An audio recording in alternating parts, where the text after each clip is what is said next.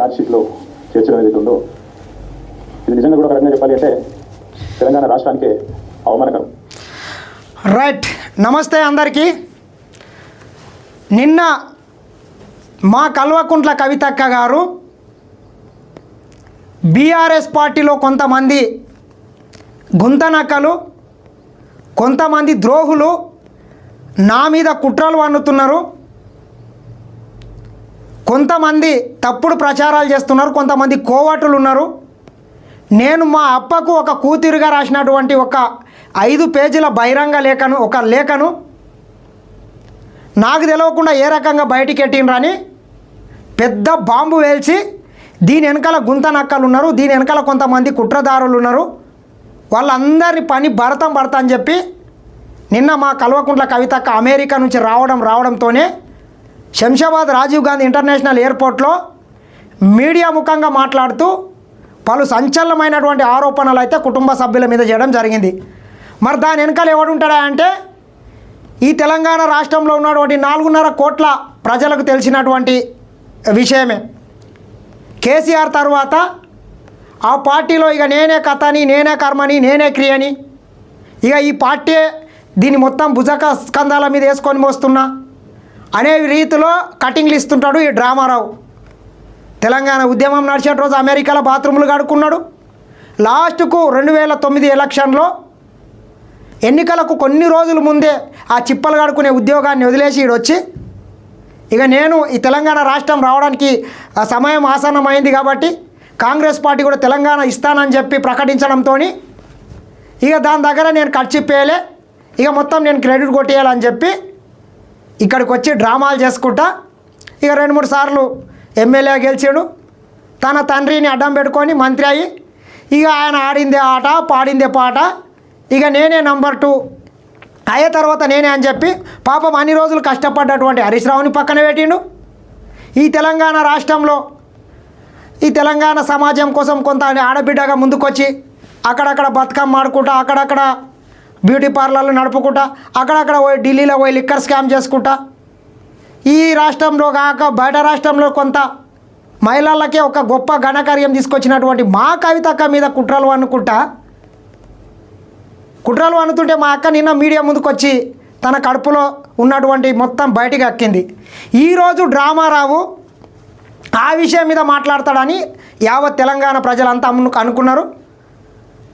ఏమైనా క్లారిటీ ఇస్తాడు, కుటుంబంలో ఏం జరుగుతుంది. మరి మనం ఇటీవల కూడా చూసినాం, ఆయన సొంత దోస్తు జగన్మోహన్ రెడ్డి ఆయన కూడా తన చెల్లెల్ని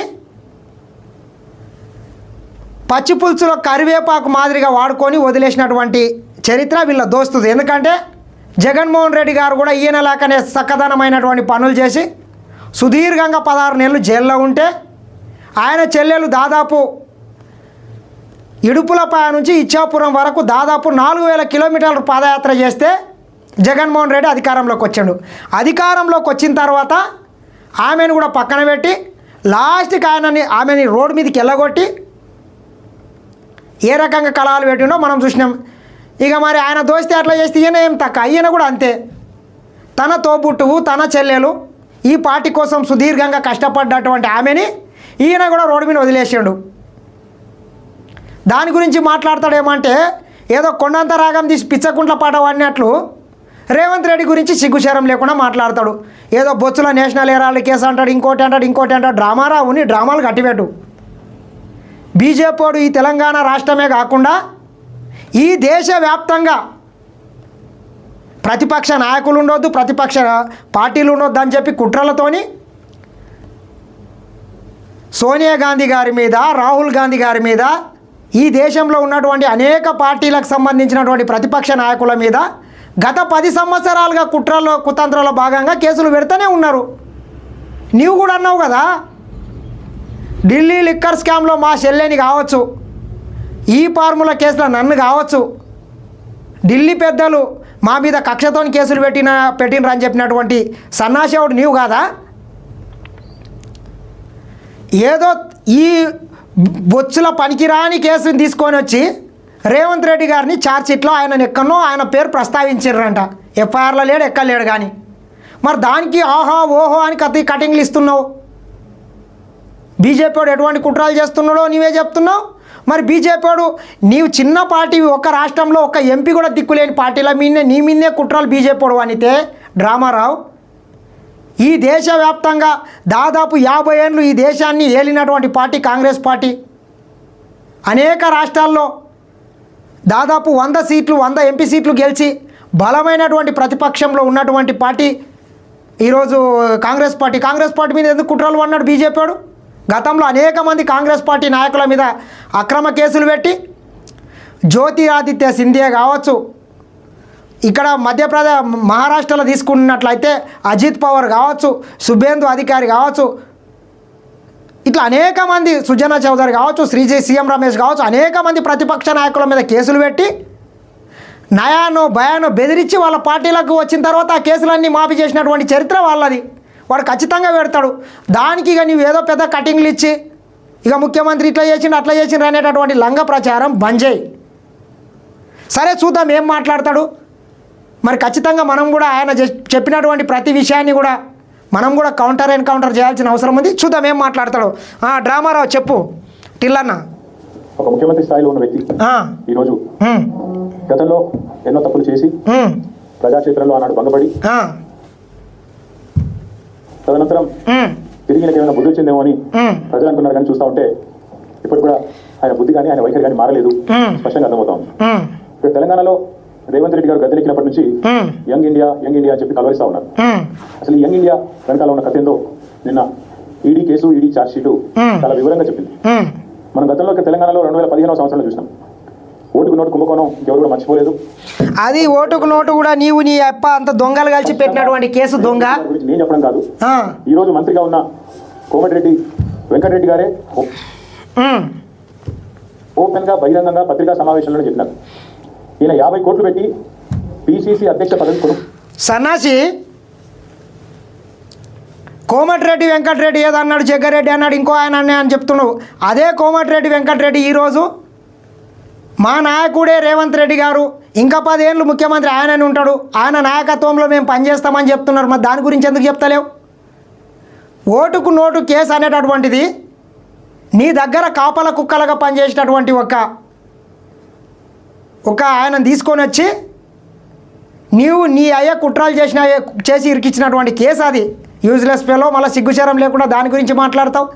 ఏం పీకినావు? 10 ఏళ్ళు అధికారంలో ఉండి నీవు ఓటుకు నోటు కేసులో నీవు పీకిందేంది? ఒక 50 లక్షల గురించి మాట్లాడుతున్నావు. ఒక్కొక్క ఎమ్మెల్యే ఒక్కొక్క సీట్లో 100 కోట్లు ఇచ్చినటువంటి దొంగలు మీరు ఇయ్యలేదా? తెలంగాణ రాష్ట్రంలో అత్యంత కాస్ట్లీ ఎన్నికలు జరగడానికి కారణం ఎవడు? నీవు, మీ అయ్యా కాదా? ఒక్కొక్క ఉప ఎన్నికల్లో ఎన్ని ఖర్చు పెట్టిండ్రు బిడ్డ? ఎన్ని డబ్బు సంచులు దొరికినాయి? మునుగోడు ఎలక్షన్ కావచ్చు, దుబ్బాక ఉప ఎన్నిక కావచ్చు, నాగార్జున సాగర్ ఎన్నికలు కావచ్చు, ఎన్ని 100 కోట్లు ఖర్చు పెట్టిండ్రు? ఎన్ని ఓట్లకు ఎన్ని నోట్లు పెంచిండ్రు? ఎంత లిక్కరు సప్లై చేసిండ్రు? ఎన్ని 100 కోట్లు పెంచిండ్రు? ఈ తెలంగాణ రాష్ట్ర ప్రజలు చూడలేదా? మళ్ళీ సిగ్గుచేరం లేకుండా మాట్లాడతావు.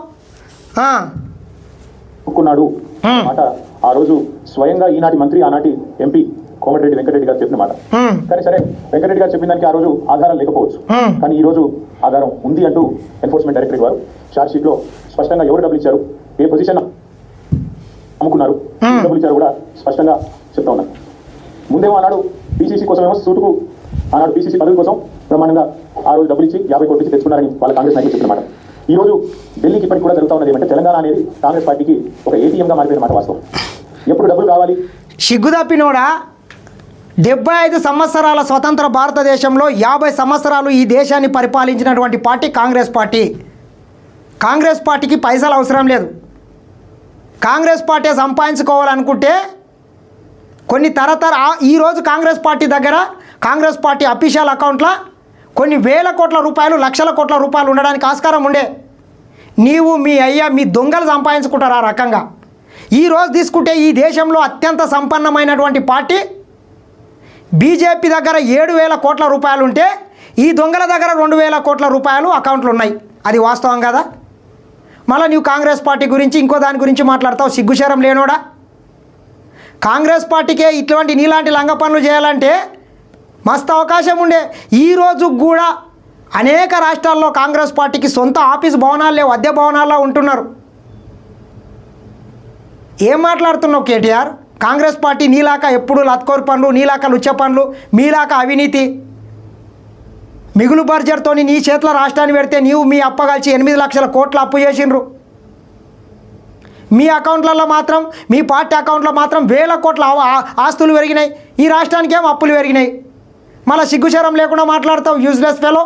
ఈ రాష్ట్రాన్ని మొత్తం సర్వనాశనం చేసి సిగ్గులేనోడా కాంగ్రెస్ పార్టీకి మూటలు మోస్తుందంట. అనుకుంటే అప్పుడు పెద్ద ఎత్తున డబ్బులు ఇస్తూ తన పదవిని కాపాడుకుంటా ఉన్నారు. రేవంత్ రెడ్డి గారు ఎమ్మెల్యే, ఈరోజు ఈ రాష్ట్రానికి ముఖ్యమంత్రి. కాబట్టి యావత్ దేశం పరువు సంవత్సరానికి సంబంధించిన అంశం. ఇది కాంగ్రెస్ పార్టీ యొక్క స్టేట్మెంట్. అయితే రేవంత్ రెడ్డి గారు స్వచ్ఛందంగా తప్పుకోవాలి, లేదా కాంగ్రెస్ పార్టీ పెద్దలు స్పందించి తప్పకుండా వెంటనే వారిని రాజీనామా చేయించి నిష్పక్షపాతంగా విచారణ జరగడానికి సహకరించాలని మేము డిమాండ్ చేస్తా ఉన్నాం. రాజీనామా కాంగ్రెస్ పార్టీని ఇలాడు. మిత్రులారా, ఈ సన్నాసి నోరు తెరిస్తే గత సంవత్సర కాలంగా రేవంత్ రెడ్డి గారు రాజీనామా చేయలే, రేవంత్ రెడ్డి గారు రాజీనామా చేయలే, రేవంత్ రెడ్డి గారు రాజీనామా చేయాలి అని అంటున్నారు. ఎందుకు చేయలే బిడ్డ? మీ అప్పని నిన్ను తొక్కుకుంటా వచ్చి అత్యున్నతమైనటువంటి పదవి ముఖ్యమంత్రి సీట్లో ఆయన కూర్చున్నాడు. 5 సంవత్సరాలకు గాను 4.5 కోట్ల తెలంగాణ ప్రజలు ఒక మ్యాండేట్ ఇచ్చి 5 ఏళ్ళు నువ్వు పరిపాలించని ఆయనకు అవకాశం ఇచ్చిండ్రు. ఎందుకు తప్పుకునాలే అంటే రేవంత్ రెడ్డి గారు తప్పుకుంటే మళ్ళీ మీ తాగుబోతోళ్ళు వచ్చి గద్దెనెక్కి కూర్చోవాలి, ఈ రాష్ట్రంలో అప్పులు చేయాలి, మీ ఆస్తులు పెంచుకోవాలి, ఇక మీరు కోడి పందాలు ఆడాలి, జూదం ఆడాలి, సినిమా వాళ్ళతో చిందులేయాలి, ఫామ్ హౌస్లలో రేవ్ పార్టీలు చేసుకోవాలి. కాంగ్రెస్ పార్టీ ఉంటే ఇవన్నీ పప్పులు ఉడుకుతలేవు, మా లంగ పనులు చేయడానికి అవకాశం దొరుకుతలేదు, మేము కోడి పందాలు ఆడుకోవడానికి మాకు ఇబ్బంది అవుతున్నది, సినిమా వాళ్ళతో రంకు రాజకీయాలు చేయడానికి నాకు ఇబ్బంది అవుతున్నది. అందుకే రేవంత్ రెడ్డి గారు దీపోలే, మళ్ళీ మా అప్పు వచ్చి అధికారం మీద కూర్చున్నాలే, ఫామ్ హౌస్లో ఆయన అనుకున్నాలే, నేను జల్సాలేలే, నేను చిందులేలే నీ ప్లాను. పిల్లి శాపానికి ఉట్టి దిగపడదు డ్రామారావు, నీ డ్రామాలు కట్టిపెట్టు. ఈ 5 ఏళ్ళు కాదు, ఇంకొక 10 సంవత్సరాలు ఈ రాష్ట్రాన్ని రేవంత్ రెడ్డి గారే ముఖ్యమంత్రిగా ఉండి పరిపాలిస్తాడు. మొన్నటి పార్లమెంట్ ఎలక్షన్లో మీకు గుండు సున్ను వచ్చింది. రాబోయేటటువంటి ఎలక్షన్లో కూడా మీ పార్టీ నామరూపాలు లేకుండా పోతుంది. నిన్ననే చూసినాం. మీ పార్టీలో ఖచ్చితంగా మీ చెల్లెలు ఒకంక, మీ బావ ఒకంక, మీ అయ్య ఒకంక, నీ ఒకంక, ఈ 4 గ్రూపులు అయి కుక్కలు చింపిన ఇస్తరాకులాగా నెత్తికొంక మీ పార్టీని ఎవరు నాశనం చేయాల్సిన అవసరం లేదు. మీ పార్టీని మీరే నాశనం చేసుకుంటారు. మొన్నటి ప్లీనర్లే చూసినాం. పాపం 10 ఏళ్ళ నుంచి ఉద్యమంలో పనిచేసినటువంటి హరీష్ రావుని చెప్రాస్ కింద వాడుకొని మొన్నటి బహిరంగ సభలలో ఆయనను ఒక ట్రాఫిక్ పోలీస్ కింద ఆయన విధులు నిర్వహిస్తుంటే మీ అయ్యా నువ్వు పెద్ద పీకుడు కావాలని చెప్పి పెద్ద కటింగ్లు ఇచ్చుకొని పెద్ద బ్యానర్లు వేసుకొని డ్రామాలు చేస్తున్నారు. మాకు తెలుస్తలేదా? నీ కుటుంబంలో జరుగుతున్నటువంటి ఈ కలహాలను కప్పిపుచ్చుకోవడానికి ఈ రేవంత్ రెడ్డి గారి మీద, ఈ రాష్ట్ర ముఖ్యమంత్రి గారి మీద నిందలు వేస్తే ఊరుకునే ప్రసక్తి లేదు. తెలంగాణ ప్రజలు ఉరికిచ్చి తంతరని మరొకసారి డ్రామారావుని హెచ్చరిస్తున్నా. శాపాలు బంద్ చేయి.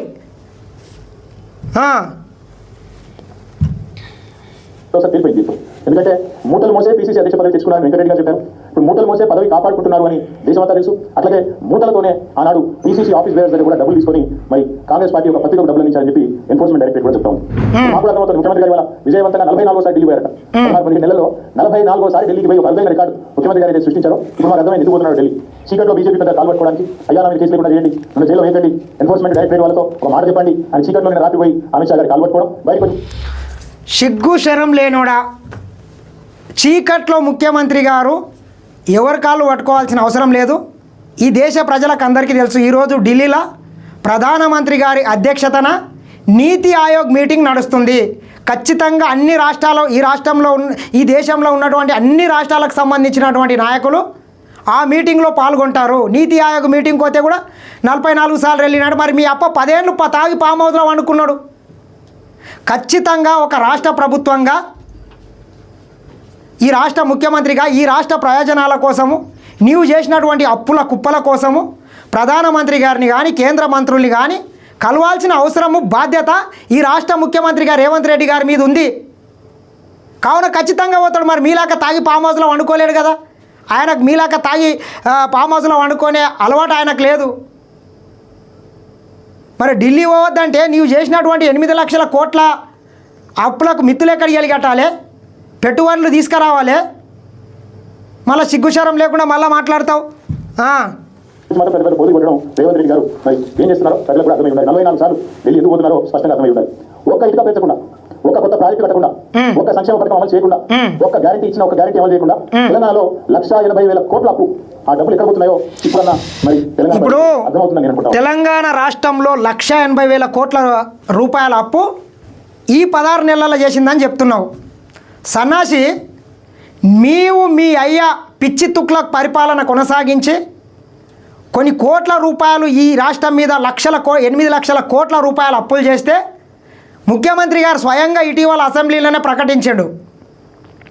కల్వకుంట్ల చంద్రశేఖరరావు గారు చేసినటువంటి అప్పులకే దాదాపు నేను ఈ 15 నెలల్లో 1,52,000 కోట్ల రూపాయలు నేను మిత్తులకు కట్టిన అని చెప్పాడు. మళ్ళీ సిగ్గు లేకుండా అప్పు చేసినావు అంటే మరి నీవు చేసినటువంటి అప్పులేన్ని, నీవు చేసినటువంటి పాపాలకు కిస్తులు కట్టడానికి పోతున్నాయి. సన్నాసి, ఔటర్ రింగ్ రోడ్ అమ్ముకుంటివి, భూములు అమ్ముకుంటివి, మొత్తం ఈ రాష్ట్రాన్ని మొత్తం సర్వనాశనం చేసినావు. మళ్ళీ అప్పులు చేసిండు అని సిగ్గు లేకుండా చెప్తావు. ఏ ఒక్క పథకం అమలు అయితే లేదని చెప్తున్నావు. సిగ్గు తప్పినోడా? ఏ ఊరికి వస్తున్నావు? ప్రతి గ్రామాల్లో ఈరోజు ఇందిరమ్మ ఇండ్లకు ముగ్గులేసి ఇండ్ల నిర్మాణాలు జరుగుతున్నాయి. జూన్ 2 తారీఖు దాదాపు 5 లక్షల మందికి రాజీవ్ యువ వికాసం స్కీమ్ అమలు కాబోతున్నది. ప్రతి మహిళకు ఉచిత బస్సు సౌకర్యం వస్తున్నది. 200 యూనిట్ల ఉచిత విద్యుత్ వస్తుంది. 500కే గ్యాస్ సిలిండర్ వస్తుంది. రాజీవ్ ఆరోగ్యశ్రీని 10 లక్షలకు పెంచిండ్రు. 1 కోటి మంది మహిళలను కోటీశ్వర్లు చేయాలనే లక్ష్యంతో వాళ్లకు మహిళా సంఘాలకు అనేక పథకాలను ఈ రాష్ట్ర ప్రభుత్వం అందిస్తున్నది. వీటన్నిటిని ఓర్చుకోలేక కాంగ్రెస్ ఏం లేదని సిగ్గు లేకుండా చెప్తున్నావు. దాదాపు 60-70 వేల ఉద్యోగాలు ఇచ్చింది మొదటి సంవత్సరంలోనే. 21,000 కోట్ల రూపాయలు రైతులకు 2 లక్షల లోపు ఉన్నటువంటి రైతులందరికీ రుణమాఫీ చేసింది. మళ్ళీ సిగ్గు లేకుండా ఏం చేయలేదని ఎట్లా చెప్తున్నావు? కళ్ళు తెరిచి చూడు. గత సంవత్సరాల కాలంగా ఒకసారి చూడు, మధ్యలో తెలంగాణ ఏటీఎంగా మార్చి ఢిల్లీ బాసులకు దోచి పెట్టడానికే, అటు ఢిల్లీ బాసులు 2 పాపం బాసులు, ఆయన బాధ వర్ణనాతీతం. ఒక భాష అఫీషియల్ బాస్ రాహుల్ గాంధీ గారు, ఇంకొక భాష అనఫీషియల్ బాస్ మోడీ గారు, అమిత్ షా గారు. కాబట్టి అటు ఇటు ఇద్దరిని ప్రసన్నం చేసుకోవడానికి 44 సార్లు ఎక్కేది మనం దిగేది మనం అన్నట్టుగా.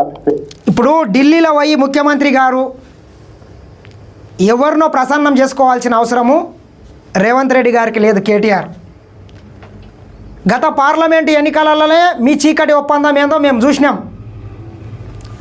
ఈ తెలంగాణ రాష్ట్రంలో ఉన్నటువంటి 16 ఎంపీ స్థానాలలో కాంగ్రెస్ పార్టీని ఓడగొట్టాలనే ఉద్దేశంతో పనిచేసినటువంటి దొంగలు మీరు. మీ ఓట్లన్నీ మొత్తం బీజేపీకి వేసి గంపగుత్తగా ఢిల్లీ లిక్కర్ స్కామ్లో తీహార్ జైల్లో చిప్పకూడు తింటున్నటువంటి మీ చెల్లెల్ని ఇడిపించుకోవడానికి లాలుచి పడినటువంటి లపంగగాళ్ళు మీరు. మళ్ళీ కాంగ్రెస్ పార్టీకి బీజేపీ పార్టీకి ఎక్కడ దోస్తుంటుంది బిడ్డ? 70 సంవత్సరాల నుంచి రాజకీయాల్లో కాంగ్రెస్ పార్టీ బీజేపీ పార్టీ ఏ రోజన్నా కలిసినటువంటి చరిత్ర ఉందా? ఎక్కడన్నా పొత్తులు పెట్టుకున్నదా? మీ అప్ప ఓసారేమో టీడీపీతోని పొత్తు పెట్టుకున్నాడు, ఓసారేమో కాంగ్రెస్తోని పొత్తు పెట్టుకున్నాడు, ఇంకోసారి సిపిఐతోని పొత్తు పెట్టుకున్నాడు. ఇట్లా రకరకాల పార్టీలు, రకరకాల రంగులు, రకరకాల జెండాలు వేసుకున్నటువంటి చరిత్ర మీది. మీ అయ్యని అడుగు, మీ అయ్య కూడా ముందు కాంగ్రెస్. కానీ కాంగ్రెస్ పార్టీ బీజేపీ ఏ రోజు ఈ దేశంలో కలవాయి నువ్వు గుర్తుపెట్టుకో. మళ్ళీ సిగ్గుశరం లేకుండా చెప్తావు. రేవంత్ రెడ్డి గారు నడుస్తాం. 7 కాలంగా రేవంత్ రెడ్డి గారు చేసిన పనులు 3: 1 బీఆర్ఎస్ పై నిందలు, 2 బిల్డర్లతో కాంట్రాక్టర్లతో దందాలు, 3 ఢిల్లీ బాసులకు 1000 కోట్ల చందాలు. మాకు బీఆర్ఎస్ మీద నిందలు, బిల్డర్లు కాంట్రాక్టర్లతో దందాలు, ఢిల్లీ బాసులకేమో 1000 కోట్ల చందాలు. ఇది నిజంగా సిగ్గుచేటు. ఒక ముఖ్యమంత్రిగా ఆనాడు ఎమ్మెల్యేగా ఆవాసపాలైన రేవంత్ రెడ్డి గారికి గుర్తొచ్చిందేమో అనుకున్నాం. కానీ కుక్కతో వందలు అన్నట్టు ఇప్పటికీ అవే అపసవ్యపు పనులు, ఇప్పటికీ అవే అపసవ్యపు కార్యక్రమాలు చేస్తూ తెలంగాణ రాష్ట్ర పరువు జాతీయ స్థాయిలో తీసినందుకు వారిని వెంటనే తొలగించాలని చెప్పి మేము డిమాండ్ చేస్తాం. రాహుల్ గాంధీ అన్ని విషయాలు మాట్లాడతారు, ప్రతి విషయంలో మాట్లాడతారు. పాకిస్తాన్ గురించి మాట్లాడతారు, బంగ్లాదేశ్ గురించి మాట్లాడతారు, ఇంకేదో మాట్లాడతారు. నేషనల్ హెరాల్డ్ కేసులో మీ ముఖ్యమంత్రి గారిని ఛార్జ్ షీట్లో చేస్తే why is Rahul Gandhi not responding? అరే అది పెట్టిందే లప్పుడు కేసు, అది పెట్టిందే లత్కోరి కేసు. మళ్ళీ దాని గురించి మాట్లాడుతావు. సిగ్గు తప్పినోడా, పనికొచ్చే విషయం మాట్లాడు. జపాన్ పర్యటన అని చెప్పి తప్పించుకోవడం మనం వచ్చింది. ఆ రోజు జపాన్ ఎవరైనా పిలిచినట్టు చూస్తే కరెక్ట్గా అప్పుడే ఈడీలో A1 A2గా రాహుల్ గాంధీ గారు, సోనియా గాంధీ గారు పెట్టారు. దేశంలోని కాంగ్రెస్ నాయకులు అందరూ స్పందించారు.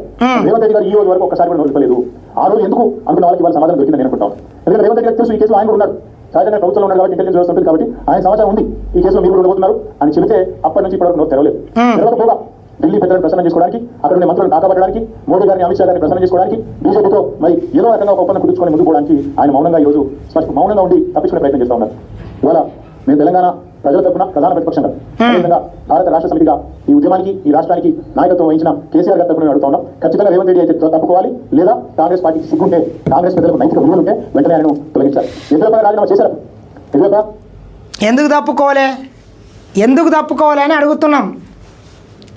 రేవంత్ రెడ్డి గారు చేసిన తప్పేంది? బీజేపీడు ఖచ్చితంగా అక్రమ కేసులతోని సోనియా గాంధీ గారి, రాహుల్ గాంధీ గారి మీద కేసులు పెట్టిండ్రంటే రేవంత్ రెడ్డి వాళ్ళకో లెక్కనా? ఖచ్చితంగా తెలంగాణ రాష్ట్రంలో కూడా మీకు కనీసం పాపం ప్రతిపక్ష హోదా కూడా ఉన్నది. ఆ ప్రతిపక్ష హోదాని కూడా వాళ్ళే ఆక్రమించుకోవాలని చూస్తున్నారు. రేవంత్ రెడ్డి గారి పేరు చేసినంత మాత్రానే ఆయన ఏం నిందితుడు కాదు కదా. కాళేశ్వరం కుంభకోణంలో మీ అయ్యా, నీవు, మీ బావకు కాళేశ్వరం కమిషన్ నోటీసులు ఇచ్చింది. ఫార్ములా ఈ కేసులో నీవు నిందితుడివి, A1 నిందితుడివి. ఢిల్లీ లిక్కర్ స్కామ్లో మీ చెల్లెలు నిందితురాలు 6 నెలలు చిప్పకూడు తినొచ్చింది. మరి ఇంత పెద్ద దొంగలై మీరుండి ముఖ్యమంత్రి గారి మీద ఈ రకంగా ఎందుకు చిల్లర మల్లర మాటలు మాట్లాడుతున్నావు రామారావు?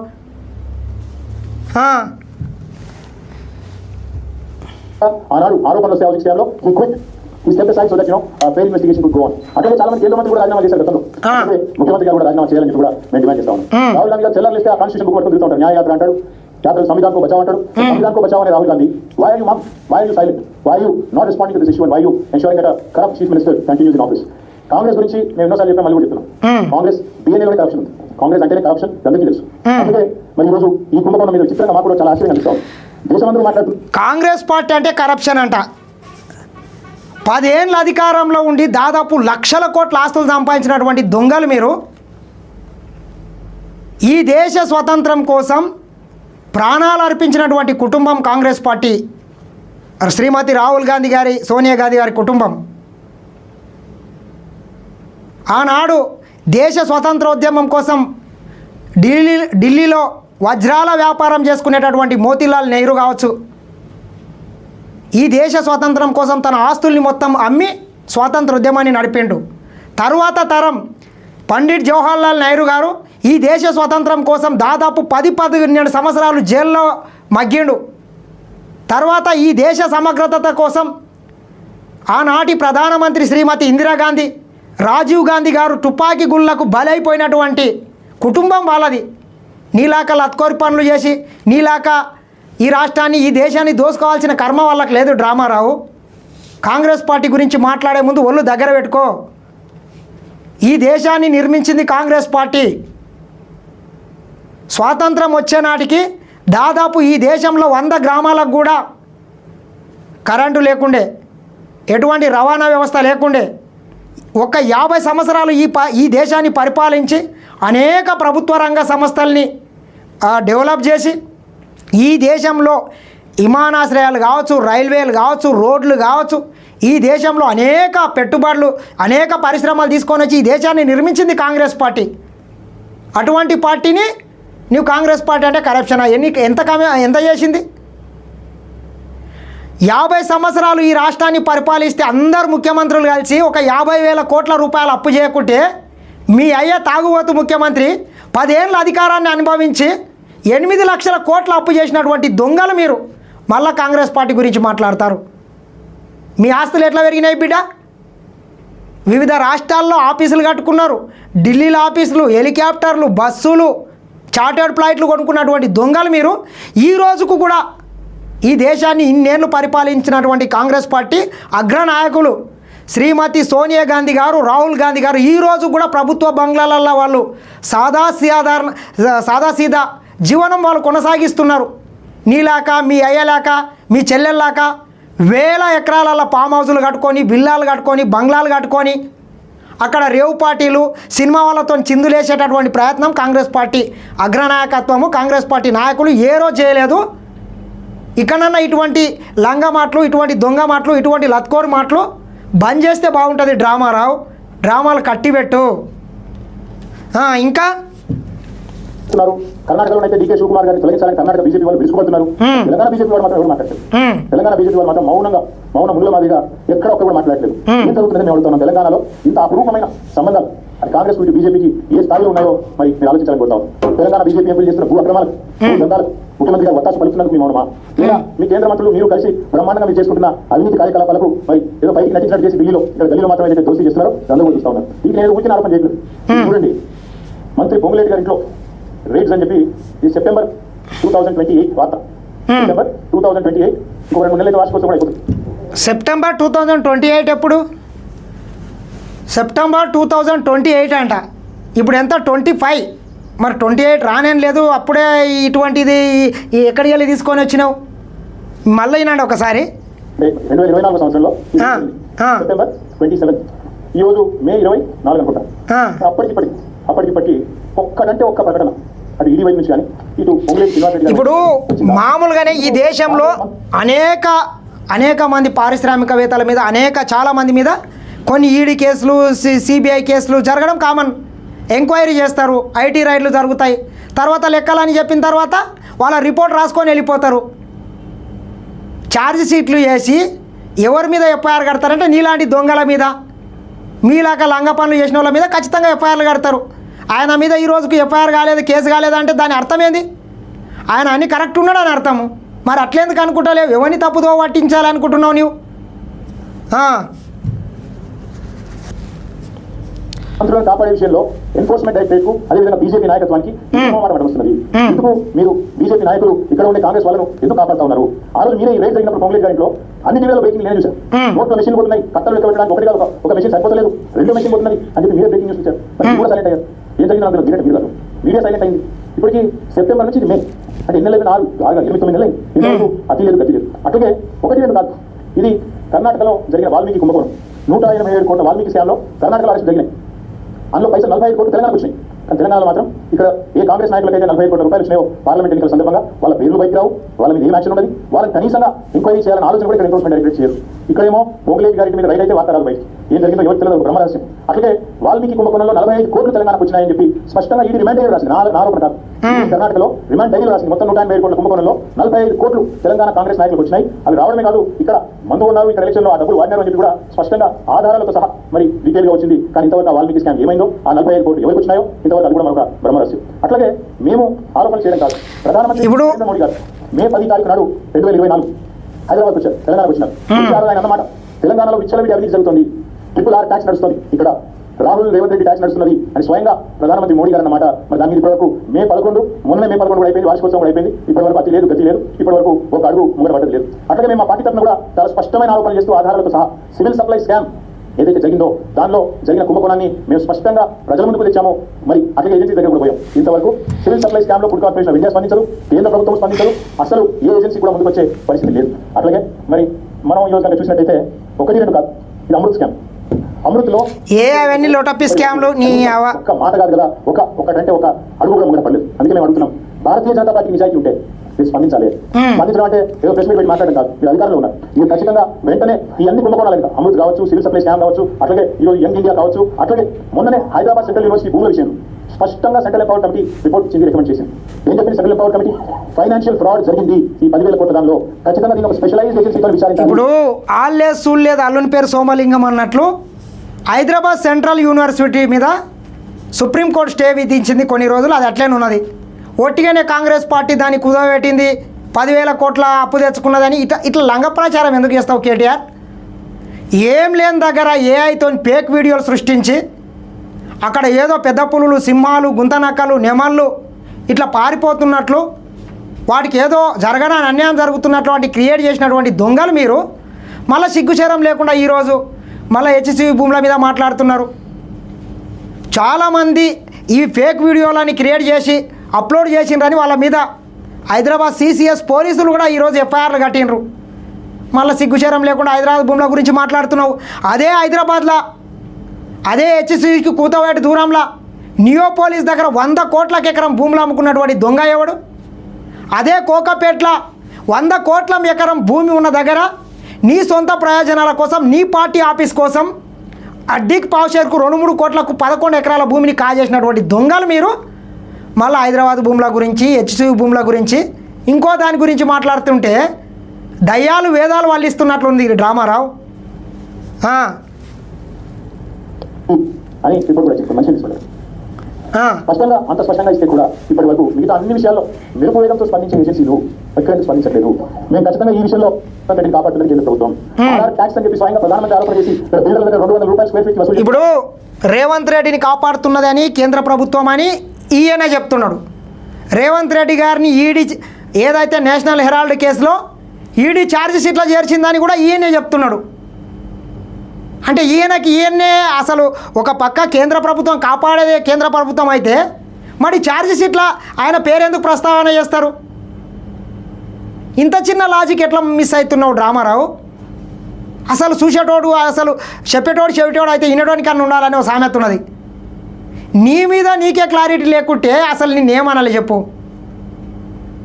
కేంద్ర ప్రభుత్వం అమిత్ షా గారు, నరేంద్ర మోడీ గారు రేవంత్ రెడ్డిని కాపాడుతున్నారని నీవే అంటున్నావు. మళ్ళీ అదే కేంద్ర ప్రభుత్వ రంగ సంస్థలైనటువంటి ఈడీ కేసులో రేవంత్ రెడ్డి గారిని చేర్చిండ్రని కూడా నీవే చెప్తున్నావు. మరి కాపాడేటోళ్ళు అయితే అందుట్లో ఎందుకు పెడతారు ఈయన పేరు? ఇక్కడనే నీ లంగ మాటలు, నీ దొంగ మాటలు, నీవు మాట్లాడేటివన్నీ లత్కోరు మాటలని అర్థమవుతున్నది. ఇప్పటివరకు కూడా పలుకున్నది కేంద్ర ప్రభుత్వం. అలాగే సివిల్ సప్లై స్కామ్ ఈ ప్రభుత్వాన్ని కాంగ్రెస్ కాపాడుతున్నది కేంద్ర ప్రభుత్వం. సెంట్రల్ ఎంపవర్ కమిటీ రికమెండేషన్ ఇచ్చిన తర్వాత కూడా ఈ ఫైనాన్షియల్ ఫ్రాడ్ సెంట్రల్ యూనివర్సిటీ కంటే తెచ్చుకొని భూమిలో చర్య తీసుకోండి ఎంపవర్ కమిటీ చెప్పిన తర్వాత కూడా ఇప్పటికీ ఉలకకుండా పలకకుండా ఉన్నది కేంద్ర ప్రభుత్వం. మరి ఈ రోజు ఈ విషయంలో నేషనల్ హెరాల్డ్ విషయంలో స్పందిస్తారో లేదో మేము చూస్తాం. ఒక నెల రోజులు ఎదురు చూస్తాం. ఒకవేళ మరి కేంద్ర ప్రభుత్వం ముందుకు వస్తుందా రాదా? ఎందుకంటే మీకు తెలుసు ఫార్ములా ఈలో ఏదో జరిగిపోయింది, దున్నపోతే ఈ కాంగ్రెస్ వాళ్ళగానే కట్టేయండి చూడండి గవర్నర్ గారు స్పందించి వెంటనే ఆగమేఘాల మీద మెరుపు స్పందించి ప్రాసిక్యూట్ చేయాలన్నారు. మేము కలుస్తాం గవర్నర్ గారు, ప్రాసిక్యూట్ చేయండి ముఖ్యమంత్రి గారిని అడుగుతాం. తెలుస్తుంది. దోషిగా నిలబడవలసింది. ఇప్పుడు ఫార్ములా ఈ కేసులో నీవు ఎటువంటి లంగ పని చేసినావు, ఎటువంటి దొంగ పని చేసినావు అని తెలిసినాయి. ఇక్కడ సంస్థలన్నీ తెలిసి నిన్ను ఎఫ్ఐఆర్లో పెట్టినరు. రేపో మాపో చిల్లరపల్లి జైలు చిప్పకూడు తినడానికి రెడీ ఉన్నావు. నీ తప్పొప్పుల్ని కప్పిపుచ్చుకోవడానికి ఈ రకంగా మేకపోతు గాంభీర్య ప్రదర్శిస్తున్నావు. నువ్వు నిన్ను ఎవడెళ్ళొద్దన్నాడు? గవర్నర్ దగ్గరికి వెళ్ళు, లేకపోతే అమిత్ షా దగ్గరికి వెళ్ళి నీవు కాళ్ళు పట్టుకో, మోడీ దగ్గర పోయి మోకరిల్లు. నిన్ను వద్దన్నోడు ఎవడు? ఇంకొక మాట చెప్తాను. ఒకవేళ కేంద్ర ప్రభుత్వం బీజేపీ కూడా ఒక రక్షణ కవచం మాదిరిగా ఏదైతే ఈ రోజులు రేవంత్ రెడ్డి గారిని కాపాడుతూ వస్తున్నదో తప్పకుండా ఒకవేళ వారు స్పందించకపోతే నెల రోజుల తర్వాత పార్టీలో మేము కూడా కూర్చొని కార్యాచరణ ఏం చేయాలో తీసుకుంటాం. ప్రజాక్షేత్రంలో అవసరమైతే తప్పకుండా ముఖ్యమంత్రి గారిని అదేవిధంగా ఆయనను ఒక కవచ కుండలాల మాదిరిగా కాపాడుతున్న బీజేపీని కేంద్ర ప్రభుత్వాన్ని కూడా ప్రజల ముందు ఎండగడతామని చెబుతూ చివరిగా చెప్పేది ఒకటే, మొన్ననే పాలమూరులో సిబిఐ దర్యాప్తు అక్కర్లేదు, పాలమూరులో అవినీతి జరగలేదు, పాలమూరు రంగారెడ్డి ప్రాజెక్టు అని చెప్పి స్పష్టంగా సుప్రీంకోర్టు తీర్పిచ్చింది. ఆయన చూపేది కాళేశ్వరం. చెబుతూ చివరిగా చెప్పేది ఒకటే, మొన్ననే పాలమూరులో కాళేశ్వరం చూపించుకుంటే పాలమూరు అంటున్నాడు చూడు, పాలమూరు రంగారెడ్డి ప్రాజెక్టు అని చెప్పి స్పష్టంగా సుప్రీంకోర్టు తీర్పిచ్చింది.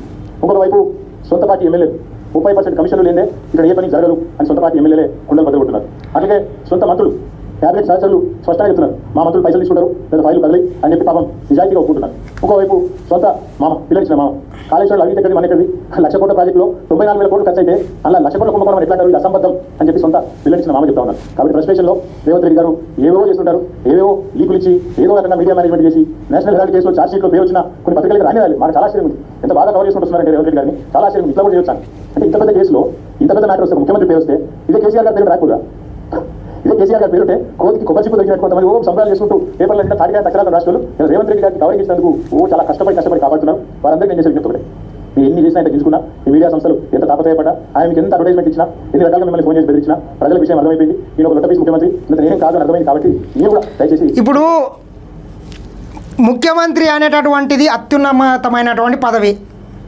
ఈ తాగుబోతూ లొట్టపీస్ ముఖ్యమంత్రి అంట.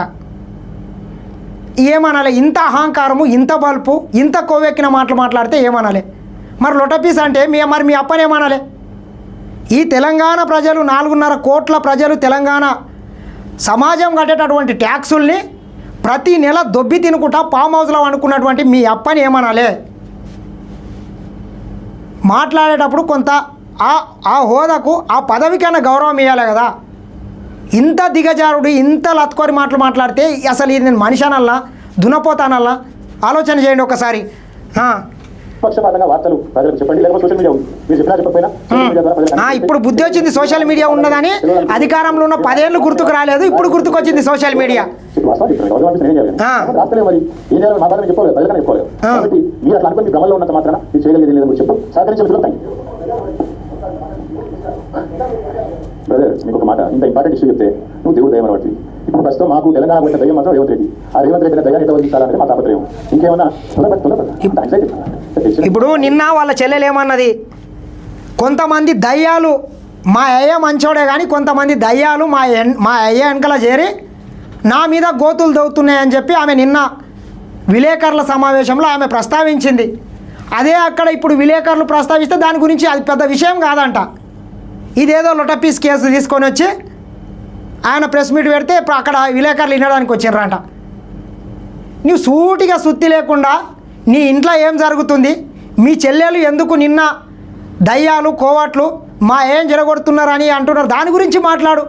దాన్ని ఎందుకు దాట వేస్తున్నావు అంటే దాన్ని మొత్తం మీ చెల్లెకి గోతులు తీసుకుంటా ఆమెని రాజకీయంగా ఆమెను అణిచివేయాలి. ఇక ఆమెను మళ్ళీ ఏకాయి మేకాయి కూర్చుంటుంది, నాకే పోటీ వస్తుంది, నాకు భవిష్యత్తులో ఇబ్బంది అవుతుంది అని చెప్పి ఆమెను నీవు ఈరోజు ఏ రకంగా చూస్తున్నావు, దాని గురించి ఏమన్నా క్లారిటీ. నేను చెప్పేది ఏమంటే తెలంగాణకు పెట్టిన శని కాంగ్రెస్, తెలంగాణకు పెట్టిన దయ్యం రేవంత్ రెడ్డి. ఇప్పుడు ఆ దయ్యాన్ని శని ఎట్లా వదిలించాలని మాట్లాడారు. తాగి ఫామ్ హౌస్లో అనుకుంటే అయిపోతుంది, దయ్యాలు అవే పోతాయి. లోక్సభ ఎన్నికలకు ముందు మేము పార్లమెంట్ నియోజకవర్గాల వారిగా సమావేశం అసెంబ్లీ ఓడిపోయాము, ఎట్లా ముందుకు పోవాలని చెప్పి దాదాపు 15 రోజుల పాటు అందరూ చూశారు. ఇక్కడే వేల మంది కార్యకర్తలతో దాదాపు 7, 8, 9, 10 గంటలు మాతో చర్చించాం. ఆ ప్రాసెస్ లో చాలా మంది డైరెక్ట్ గా మైక్లో మాట్లాడిన వాళ్ళు ఉన్నారు, కొంతమంది సిటీల మీద రాయించిన వాళ్ళు ఉన్నారు, కొంతమంది కేసీఆర్ గారికి ఉత్తరం అందించండి అని చెప్పి ఉత్తరాలు ఇచ్చిన వాళ్ళు ఉన్నారు. కాబట్టి మా పార్టీలో ఈ ఎంకరేజ్ ఓపెన్ కల్చర్, డెమోక్రసీ కాబట్టి, డెమోక్రాటిక్ పార్టీ కాబట్టి, ప్రజాస్వామ్య స్ఫూర్తి పార్టీ కాబట్టి మా పార్టీ అధ్యక్షుల వారికి ఏమైనా సూచన చేయాలనుకుంటే ఉత్తరాలు రాయొచ్చు. చాలా గొప్ప విషయం అంటే మీరు అంత బాధపడిపోవాల్సిన అవసరం లేదు. నేను అనేది ఏమంటే మా పార్టీలో డెమోక్రసీ ఉంది కాబట్టి మా పార్టీ అధ్యక్షుల వారికి, మా పార్టీ నాయకులు ఎవరైనా సరే అప్పుడు సూచనలు సలహాలు కూడా విధంగా ఇవ్వచ్చు, ఓఎల్ ఇవ్వచ్చు, రకరకాలు ఇవ్వచ్చు. అదే నేను ఒక మాట మాత్రం చెప్తాను, ఎవరైనా సరే ఇప్పుడు పార్టీలో ఏ హోదాలో ఉన్నా ఇవ్వచ్చు. అది కాదు, కొన్ని దయ్యాలు మా అయ్య వెనక చేరి నా మీద కుట్రలు పన్నుతున్నాయని చెప్తున్నది, అవి ఎవరు చెప్పు. ఇప్పుడు ఉత్తరాలు రాయొచ్చు, మీ అప్పకి ఏమైనా చెప్పుకోవాలంటే మీ అప్పకి అందరికీ ఈ రాష్ట్రంలో ఉన్నటువంటి తెలంగాణ బీఆర్ఎస్ పార్టీకి సంబంధించినటువంటి కార్యకర్తలు, నాయకులు అంతా సలహాలు సూచనలు ఏమన్నా లోటుపాట్లు ఉంటే ఉత్తరాలు రాయొచ్చు. కానీ కొన్ని గుంతనక్కలు కొంతమంది నా వెనకాల కుట్రలు పన్నుతున్నారని చెప్పి ఆమె స్వయంగా లేఖ రాసింది మీ అయ్యకు. ఆ కుట్రదారుడు ఎవరు, ఆ గోతులు తీసేటోడు ఎవడు, దాని గురించి చెప్పు అంటే 100కు 200% నీవనే అర్థమైంది. దాని గురించి మాట్లాడతావేమంటే ఇంకోటి మాట్లాడి ఎవరిని తప్పుదో పట్టిస్తావు, నీ కుటుంబంలో ఏం జరుగుతుంది. ఖచ్చితంగా వారం 10 రోజులల్లా మీరు చేసినటువంటి లంగ పనులు, దొంగ పనులు అన్నీ బయటకు వస్తాయి. ఎవరో కాదు, ఆస్తి పంపకాలల్లో మీ ఇంటి మధ్యలో నడుస్తుంది, లోపల కోల్డ్ వార్ నడుస్తుంది. మీరు గత 10 ఏళ్లలో చేసినటువంటి పాపాలు మొత్తం బయటికి వచ్చి అప్రూవర్గా మారి మీ చెల్లెలు మీ బావనే బయట పెడతాడు. చూడు నీవు ఖచ్చితంగా. కొన్ని విషయాలు అంతర్గతంగా మాట్లాడాల్సిన విషయాలు అంతర్గతంగా మాట్లాడితే బాగుంటుంది. పార్టీ ఫోరమ్స్ అధ్యక్షుల వారితో కలిసే అవకాశం ఉంది, ఆఫీస్ బేరర్స్ ఉన్నారు, కలిసి చెప్పుకునే అవకాశం ఉంది. కాబట్టి అంతర్గతంగానే కొన్ని విషయాలు మాట్లాడితే బాగుంటుంది. అందరికీ వర్తిస్తుంది, ఇళ్ళ వాళ్ళకి అందరికీ వర్తిస్తుంది. తప్పకుండా ఎవరైనా ఒకటే, ఈ పార్టీలో అందరం కార్యకర్తలమే, అందరికీ కూడా సూత్రం వర్తిస్తుంది. కాబట్టి మీరు కూడా దయచేసి ఇంత ఇంపార్టెంట్ ఇష్యూ మాట్లాడితే మీరు మనం నాకు తెలిసి సంగతి your intelligent, unfortunately I'm also intelligent. కాబట్టి నేనేమంటే మీరు ఏం పెడతావు, మీటింగ్ పెడతావు తెల్ల నాకు తెలుసు, మీ బాధ కూడా నాకు తెలుసు, మీ మేనేజ్మెంట్ కూడా అవసరం నాకు తెలుసు, రేవంత్ రెడ్డి గారి ఒత్తిడి తెలుసు. కాబట్టి నేను ఎక్కువ చెప్తాను, ఒకటి మాత్రం చెప్తాను, మా పార్టీలో డెమోక్రసీ ఉంది, మా పార్టీలో సలహాలు సూచనలు ఎవరైనా ఇవ్వచ్చు, ఎట్లా ఇవ్వచ్చు. గతంలో పార్లమెంట్ సమావేశాల సందర్భంగా లేఖలు వచ్చినాయి, సూచనలు వచ్చాయి, అట్లా వచ్చినా వాటి ప్రజాస్వామ్యంగా స్వీకరిస్తాం. Thank you. ఖచ్చితంగా ఏది ఏమైనా అంతిమంగా ఎవరైతే మా అక్క కల్వకుంట్ల కవిత ఆమె మీద కేసీఆర్, కేటీఆర్, డ్రామారావు వీళ్ళందరూ కలిసి కుట్రలు అనేవి అంటున్నారు. ఖచ్చితంగా ఈ విషయంలో మాత్రము మా అక్కకంతా మేమైతే అండగుంటాం. అక్క ఖచ్చితంగా నీ కుటుంబంలో ఏం జరుగుతుంది, నిన్ను ఎవరు ఇన్ని రోజులుగా నీ మీద కుట్రలు పన్నుతున్నారో వాళ్ళ మీద మాత్రం నువ్వు ఖచ్చితంగా ఫైటింగ్ చేయాల్సిందే. మేము ఖచ్చితంగా మీకు తోడుగా మేము ఉంటామని మరొకసారి తెలియజేస్తున్నా. చూస్తూనే ఉండండి SN TV.